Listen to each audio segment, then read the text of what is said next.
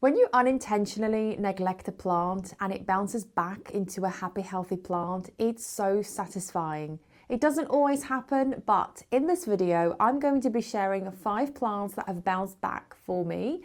Plants that have either been slightly neglected by me unintentionally, or plants that I've rescued that needed a bit of TLC.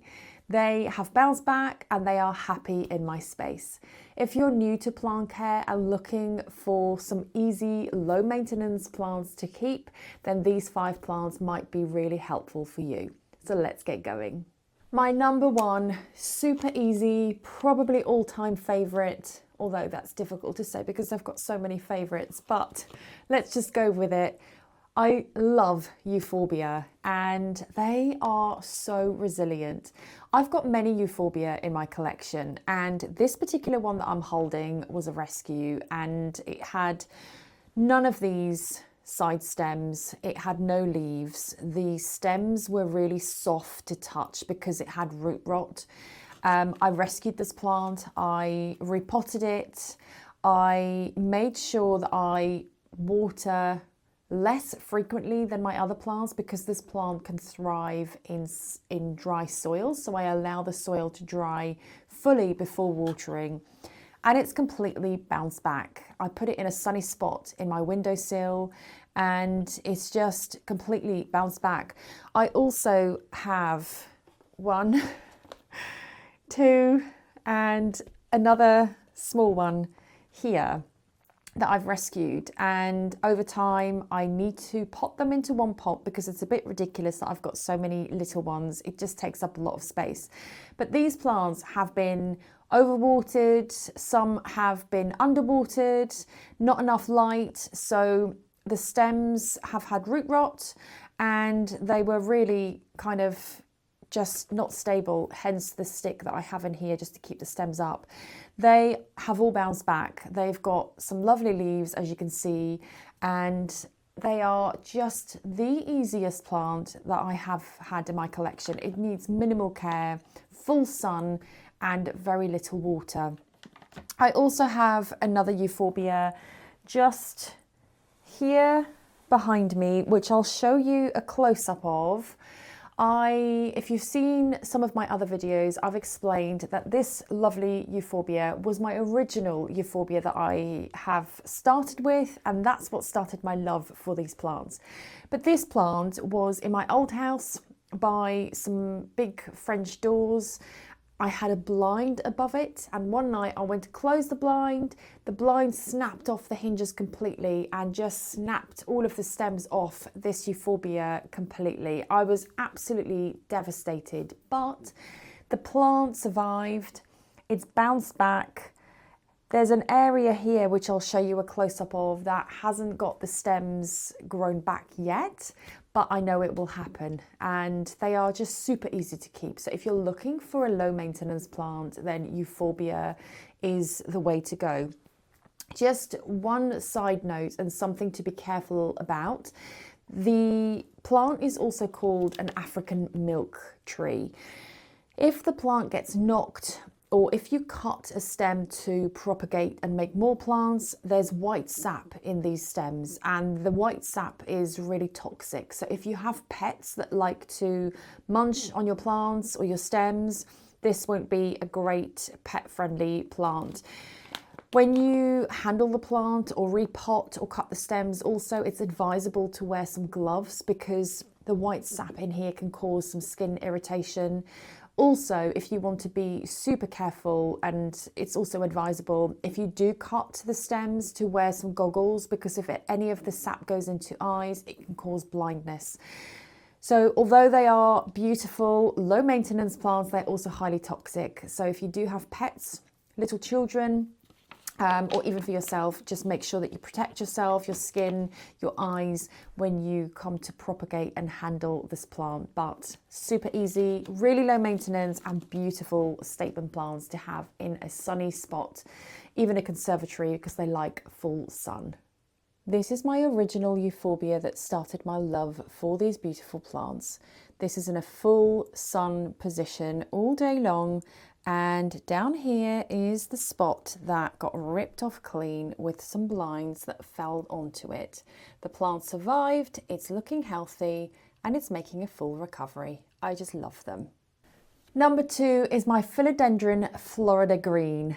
I absolutely love the shape of the leaves on this plant, but I also just love how easy and forgiving this plant is. I definitely need to repot this plant. It doesn't have roots coming out the bottom. However, it's really quite unstable and just, you can see it's quite wobbly in this pot. It needs a bigger pot. It needs fresh soil and better support. I don't have a set watering routine for it. I water when I pass and if the soil is dry to touch, but it's in a bright spot and it's just so forgiving. I have rescued one of these lovely plants that I'm trying to bring back to life, and it's so satisfying to see new growth coming up. So this is also the same plant, Philodendron Florida green. I've had to cut it right back. I've put it into a new pot with some fresh soil with a natural fertilizer, some worm castings, and I'm so pleased to see some new growth appearing on this plant. So it just shows you how resilient they are, how forgiving they can be. If you don't have one of these plants, I can really recommend them as a first plant. If you're new to plant care, you can grab one from a garden centre. They are not that expensive. Grab a cutting from a friend. But I will keep updating you on growth of this lovely plant, but I'm so pleased with how this is bouncing back. I don't mind having 2 in my space. So once this is fully established, I will quite happily have 2. Number 3 has got to be everyone's favourite, surely, is a pothos. Is there anyone who doesn't like a pothos? I'd love to know. Is there anyone who doesn't have these lovely plants in their collection? Let me know in the comments. I just really think this is one of the most easy, beautiful, just lovely plants to have in any space. They come in so many different varieties and colours and sizes and shapes. I've had this neon for quite a while. It's not that tall because I keep propagating it. I keep cutting and making more. When the plant is dry, the leaves tend to curl in, and that tells me that it's time for a drink. I have so many plants in my collection, I have become an underwaterer, which is actually a good thing. It works for me because I have found previously that overwatering has just been killing my plants. So I've now become an underwaterer simply because I can't quite get to all of my plants all the time. They tell me when they're thirsty, and this plant tells me it's thirsty by curling in. I give it a drink and it just plumps back up again. I do also need to repot this. As you can tell, repotting is not one of the things I do as frequently as I should, but my plants are still happy and I've just got so many of them. In my previous video, I was talking about repotting every year, and some people have said that they do repot once, sometimes twice a year, which is great. The recommended time to repot is once a year, but I don't always get to do that because I've got so many plants. I definitely repot when I think a plant has outgrown the pot, or when it's in need of, a bigger pot, some fresh soil, and it's struggling. Of course I would repot, but generally repotting is not the first thing on my planture list. And pothos plants are just super easy, resilient, and I've got this lovely one as well that my son planted last year. I have recently propagated it as well. And there are just so many different varieties of pothos that you can have in your space. And I'll be moving into a new plant room in the future. And once I have my new plant room, I'll be making a pothos trailing wall. So can't wait to get that done. Can't wait to show you. But I just think it's just such a lovely, easy, low maintenance plant. If you don't have one in your collection, if you haven't tried one yet, they're super easy. But equally, if you don't like them, if you don't have it in your collection, please let me know, because I've always just assumed that everybody loves a pothos, but that of course might not be the case. Number 4 is my Syngapsis, and I've got the main Syngapsis mother plant here, which you would have, oh, let me just put that saucer back because I've recently watered. I've actually watered and I haven't neglected it. This Syngapsis is super resilient. Similar to my pothos, the leaves curl in when I need to give it a drink, and I've propagated this as well so many times, and it's just a beautiful low maintenance plant. I have it in a bright spot out of direct sunlight. But the reason why I say this is a bounce back plant, because I've got this lovely cutting downstairs in a room in my house that I don't normally go into every day. So this poor little cutting has been neglected, and I've seen it on some days where the leaves are just completely crumpled in, curled in, and I give it a drink, which I have done for this one, and it's just plumped back up again. So they are, it's just great how they're able to do that. Whereas if I overwater this plant, I know the roots will rot, the plant will die. So it's actually in my favour that I am an underwaterer. So if you're looking for a super easy, low maintenance, love the pattern, love the feel of these plants as well. It can be such a sensory element to just touch and feel the different plant leaves and different plant textures, but the Syngapsis is definitely one of my favourites. I have a school project. Also, if you have seen some of my other videos, I've explained that I propagate and cut plants every month. I donated to a school for their wellbeing room for children who might be going through a tricky time with their mental health, to enjoy a bit of nature and a bit of greenery in their wellbeing room in their school.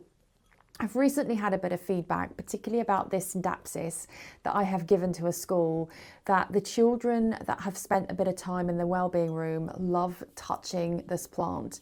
It's kind of soft at the bottom, but kind of a rough feel at the top at the same time, rough and smooth at the same time. It's difficult to explain, but if you have a Syngapsis, just go and feel it and touch it. So children in that wellbeing room have loved touching this Syngapsis leaf, but also seeing the different colours on the leaf. It's kind of silvery green, it's beautiful. So it's not just easy to look after, it's not just pretty to have around, but it can have many sensory benefits, as can any other plant in a space. There's so many mental health benefits to having plants around, and I'm so pleased with how this cutting is growing, despite me neglecting it unintentionally slightly from time to time.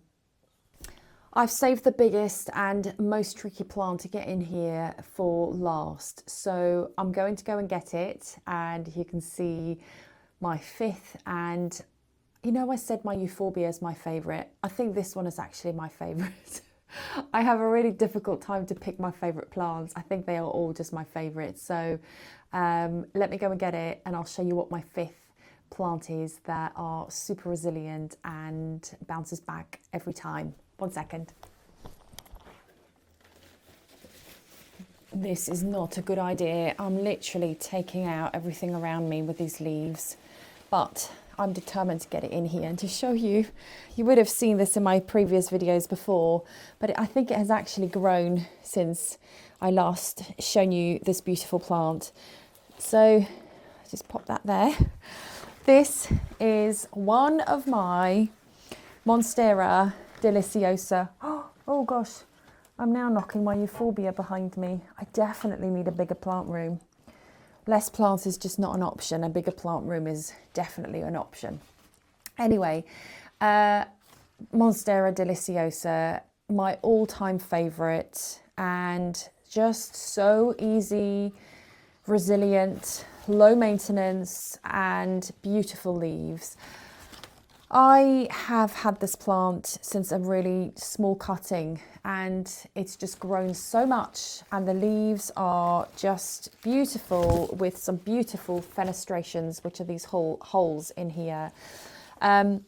similar to Sodapsis and my Pothos, the Monstera plant just droops a little bit when it needs a bit of water. I also fertilise it, as I do with all of my other plants, but these leaves are so huge and I just think it needs a fertiliser top up quite regularly just to feed all of these lovely leaves and stems. And it's got some, I'm still knocking my Euphorbia behind me. I don't know if I can show you this because I think I'm going to take out all of my other plants, but I'm going to try anyway. This is not easy, but I am quite determined to turn this plant around to show you what I want to show you. Right, I think I've done it. It's got some aerial roots here, so this is just one thing to be mindful of. I'm really not making my life easy, but there are some aerial roots here that I have found before trying to dig into carpets or wooden floors. So there's a lot of different views and questions about what to do with aerial roots, and people do different things with them. I'd love to hear what you do with your aerial roots. Some tie them around the pole for extra support and to climb, because naturally that's what this plant would do with its roots, to climb onto trees in their natural habitat. Some cut and trim the aerial roots, saying it stimulates growth.